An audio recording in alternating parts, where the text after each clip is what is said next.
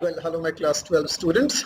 चलिए, पिछले लेक्चर में हम लोगों ने बात की थी अबाउट माइक्रोस्पोरोजेनेसिस, है ना, यानी कि कैसे एंथर के अंदर आपका पॉलन मदर सेल का डेवलपमेंट होता है फ्रॉम प्राइमरी स्पोरोजेनस टिश्यू, और फिर कैसे उस पॉलन मदर सेल से आपका माइक्रोस्पोर्स बनते हैं, फिर कैसे ये जो माइक्रोस्पोर हैं इनका ग्रोथ एंड डेवलपमेंट होता है, कैसे they develop into a pollen grain, कैसे इसमें जो टैपेटम सेल्स होते हैं उनका क्या कंट्रीब्यूशन होता है, कैसे वो कैलेज एंजाइम सिक्रीट करते हैं, उसका क्या फंक्शन था, कैसे वो यूबिस बॉडी से स्पोरोपोलिनिन प्रोवाइड करते हैं जिससे कि एग्जाइम बनता है, या फिर कैसे पॉलन किट का क्या रोल है, कैसे वो गोल्डन येलो कलर देता है, the characteristic colour of the pollens. Okay, तो चलिए आगे हम देखते हैं समथिंग मोर अबाउट माइक्रोस्पोरोजेनेसिस कि क्या होता है। देखिए, हम लोगों ने देखा था कि माइक्रोस्पोरोजेनेसिस एंथर में हो रहा था, तो यहाँ पे हम एक एंथर ड्रॉ कर रहे हैं और एंथर में हर एक में हमने देखा था कि टिपिकली 4 जो है वो आपको पॉलन सैक है। नाउ हमने एक पॉलन सैक को एनलार्ज कर लिया है और हम देख रहे हैं कि जो पॉलन सैक का वॉल होता है वो बना होता है टैपेटम का या टैपेटल सेल्स का, है ना। दोनों एक ही चीज है। कई बार हम लोग टैपेटल सेल्स बोलते हैं या टैपेटम बोले, both are the same things, ठीक है। और ये वो जो टैपेटम के लेयर्स हैं यही बड़े ही यूनिक हैं जो कि अलग अलग चीज़ों का सिक्रीशन कर रहे थे, जिसकी हेल्प से आपका जो माइक्रोस्पोर है उसका नरिशमेंट भी होता है, एट द सेम टाइम इनका डेवलपमेंट भी होता है into the pollen grain. So if there are no tapetum then the nourishment and the development of microspore into pollen grain will not occur, will not happen, ठीक है। तो tapetum sales का बहुत ही significance है, बहुत इंपॉर्टेंस है, ठीक है। चलिए, तो हमने देखा था कि कैसे ये जो आपका पॉलन सैक है इसके अंदर कैसे आपका एक प्राइमरी स्पोरोजेनस टिश्यू एनलार्ज हो जाता है, कैलोज आ जाता है, बन जाता है माइक्रोस्पोर मदर सेल या पॉलन मदर सेल, और कैसे फिर उससे आपका एक पॉलन ग्रेन बन रहा था। 2 सेल्ड स्टेज मैंने यहाँ पे ड्रॉ किया है, ठीक है। तो देखिए, इन सब में बहुत ही क्रूशियल रोल प्ले कर रहा है टैपेटम। हम लोग देखते हैं ये जो टैपेटम के सेल्स होते हैं ये इटसेल्फ 2 तरह के होते हैं, ठीक है। ओके, तो जिनका मेन काम नरिशमेंट है और ये मेनली आपके 2 तरह के होते हैं। अब देखिए ये 2 तरह के कौन कौन से हैं। सी, जो टैपेटम है, यहाँ पे हमने बात करें कि वो क्या क्या करते हैं, nourishment, enzyme, pollen kit, callose, ये सब हमने बात कर लिया है, ठीक है। तो ये जो आपके टैपेटम के सेल्स हैं ये मेनली 2 तरह के होते हैं। पहले को बोलते हैं अमीबॉइड और दूसरे को बोलते हैं सेक्रेटरी या ग्लैंडुला।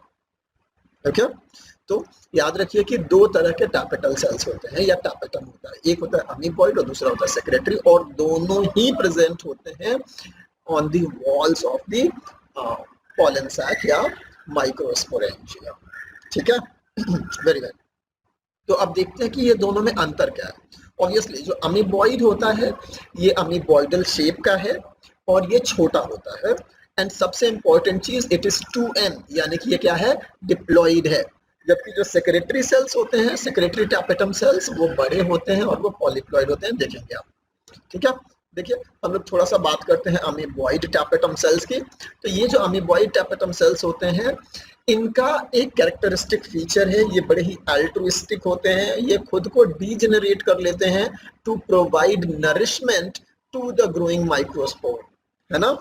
सी, जो अमीबॉइडल टैपेटम है ये खुद को डिजेनरेट कर रहे हैं सो दैट इनका जो प्रोटोप्लाज्म है, इनका जो साइटोप्लाज्म है, वो फॉर नरिशमेंट प्रोवाइड कर दिया जाए to the developing microspore inside the pollen sac.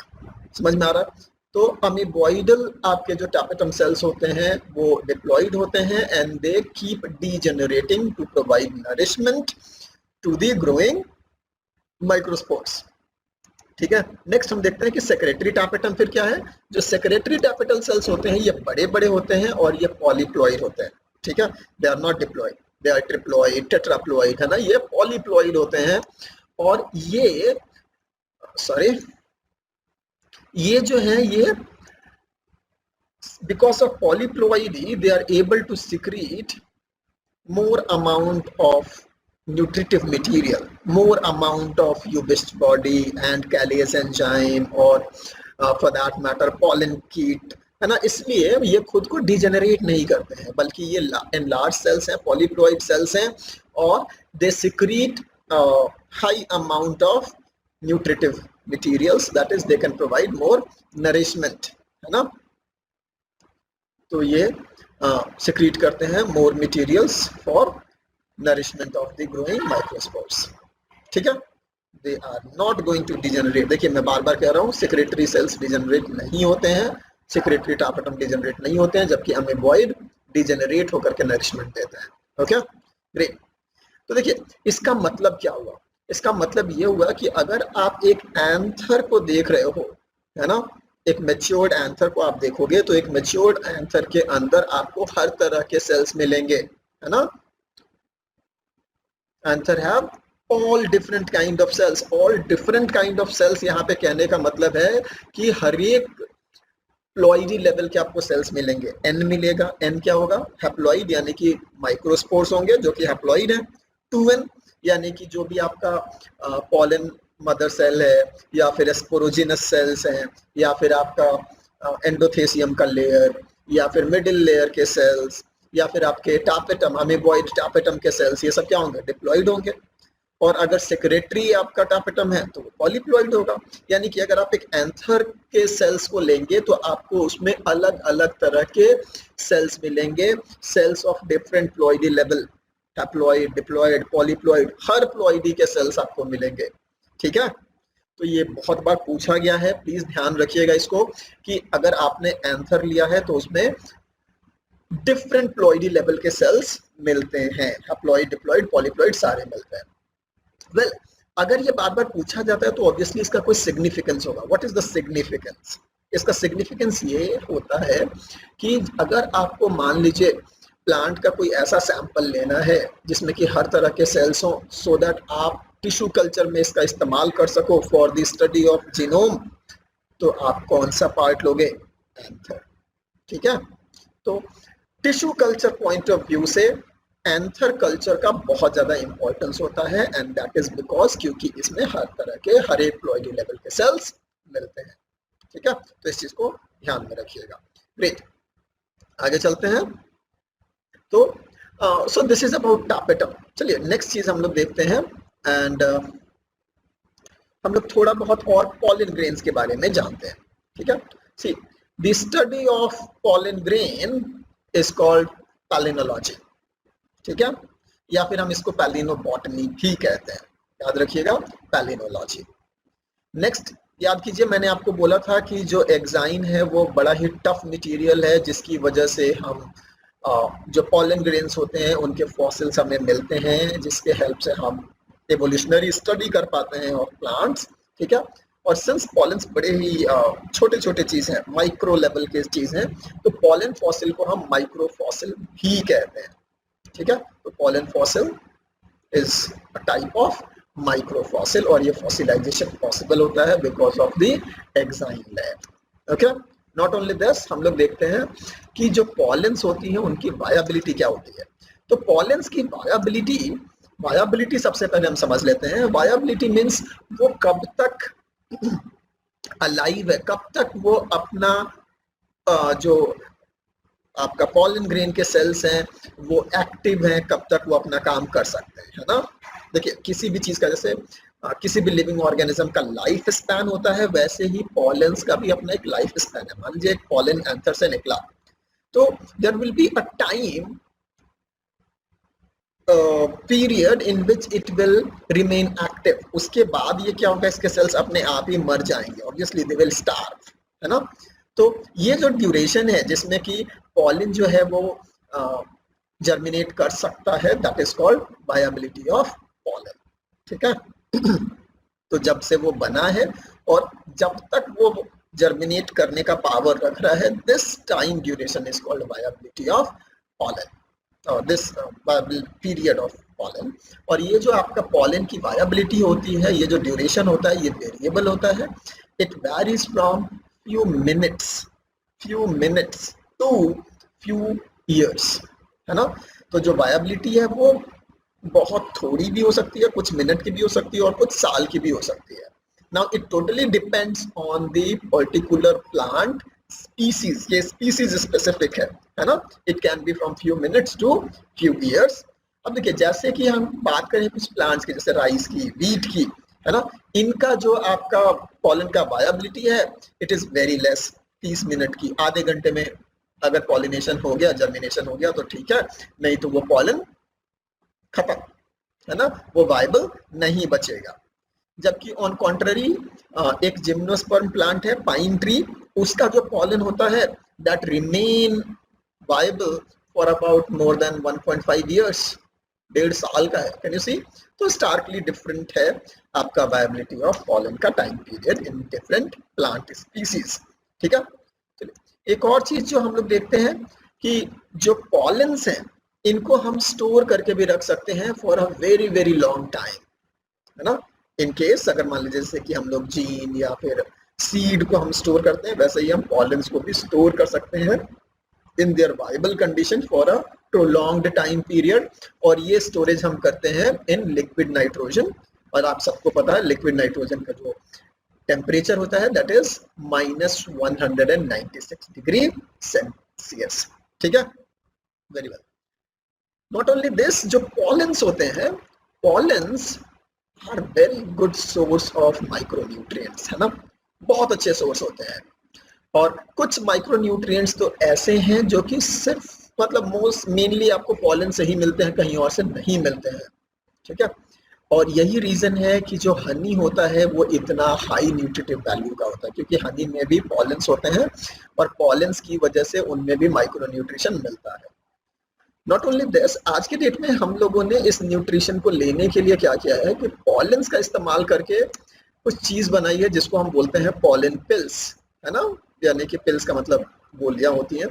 तो पॉलन की हमने छोटी छोटी गोलियां बना दी हैं जिसको कि आप डायरेक्टली स्वॉलो कर सकते हो, और तो पॉलन आपके अंदर जाएगा and that will provide the micro nutrition to you, जो कि बहुत इंपॉर्टेंट होता है।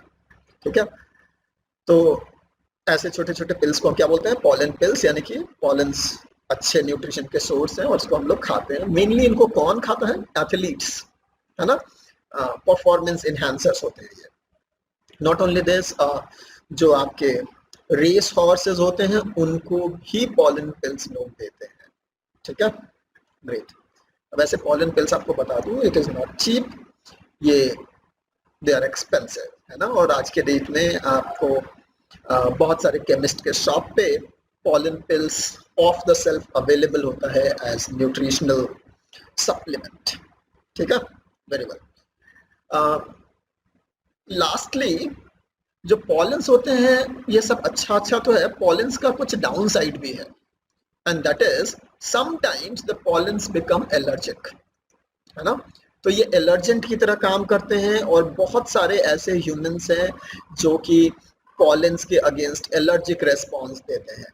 ठीक है, और मेनली ये जो एलर्जिक रेस्पॉन्सेज हैं या जो एलर्जीज हैं दे आर लाइक एस्थमा, सब रेस्पिरेटरी डिसऑर्डर्स हैं, एस्थमा या फिर ब्रोंकाइटिस, और one characteristic is called characteristic pollen allergy is called hay fever, है ना। अब ये हे फीवर क्या है? यूजुअली क्या होता है कि एस्मा जैसा ही कंडीशन है, रनिंग नोज, है ना, red swollen eyes with fever, ये होता है हे फीवर में, और ये कॉज्ड होता है because of the mainly because of the pollen of the pine tree, है ना। अब ये यूजुअली एक और चीज जान लीजिए, यहाँ पे हम लोग बात कर ले रहे हैं तो, कि जो पॉलन पाइन ट्री के पॉलन होते हैं वो विंग्ड होते हैं। ठीक है, तो उसमें 2 विंग्स लगे होते हैं जिसकी वजह से ये हवा में ग्लाइड कर सकते हैं, ये एयर बॉर्न होते हैं और इनका पॉलिनेशन एयर से ही होता है। हम लोग आगे देखेंगे, इसको हम बोलते हैं अनिमोफिली। ठीक है, अब ड्यूरिंग